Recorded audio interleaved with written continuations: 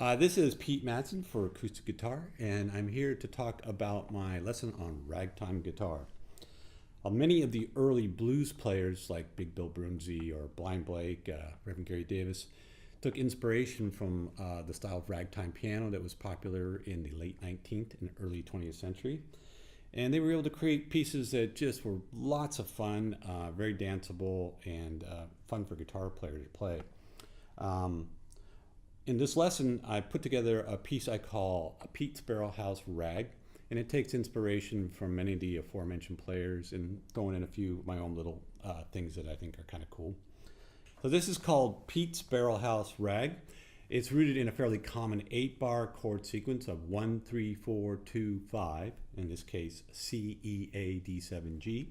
It's in the key of C, and the verse variations are found in the rest of the composition, work off of those chord changes. So just to get us started, let's look at the first verse. I'll play it once and break it down.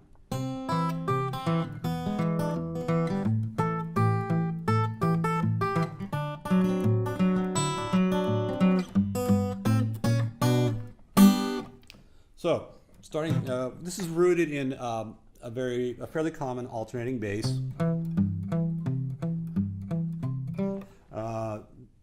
The root of the alternating bass takes place throughout most of the song. There'll be certain breaks from that, and you'll see how we can break that up. But first position C chord, go to an E and E7. We do an A chord. Some people call this a long A chord. I call it a G-shaped A, talking about cage kind of ideas. But it's basically a barred A at the 2nd fret with your pinky fretting the 1st string 5th fret. Going back and forth between A and A7. D7. That D7, incidentally, is like a C7 but moved up 2 frets. And then I always think of Alice's Restaurant whenever I play that. Just a little segue to get us back to C. So those are all fairly common chord shapes. In the second variation, second verse, we start to play with it a little bit. We start with the same C chord. I go to an E7 here, and this E7 may or may not be familiar to you. Normal E7 people use or something like that. This is based on a D-shaped 7 chord. I move it up 2 frets and add my first finger to the 4th string 2nd fret. And that gets a nice little slightly higher voiced E7 chord. And we go to our A. Now something I do there, which I think is fun and quirky, and it sounds especially good if you're playing at a faster tempo, is that kind of E flat against E. You hear this in a lot of ragtime. You might hear it like if a C chord, but I'm using it in the A. Sounds a little off kilter. I'm bending that note up a little bit.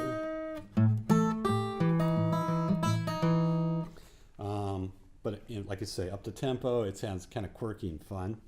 I then go to a D7 chord. Now this version of a D7 chord is based on the playing of Big Bill Broonzy in a song he did called Saturday Night Rub. It is basically the same as a C shape, C7, but I'm moving my pinky away off of the 3rd string.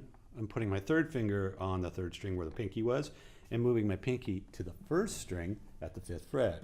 I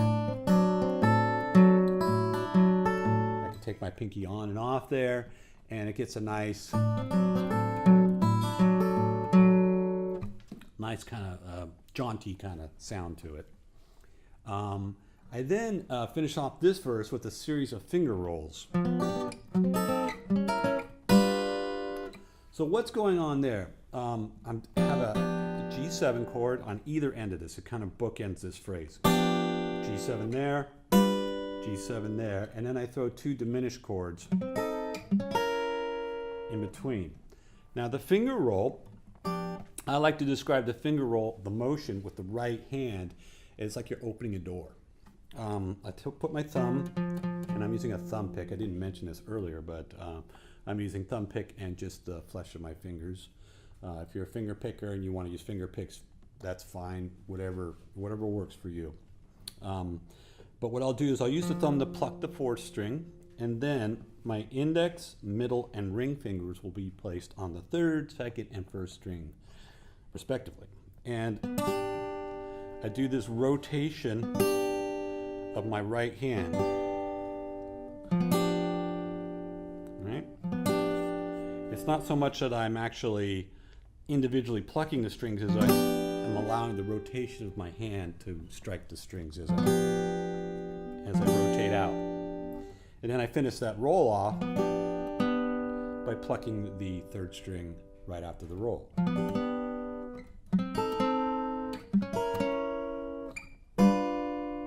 Okay, so those are the rolls there. I do these rolls a lot throughout the different verses, so that explains the technique. When you see it later on, I'll break it down in the context of whatever chord I'm using it for.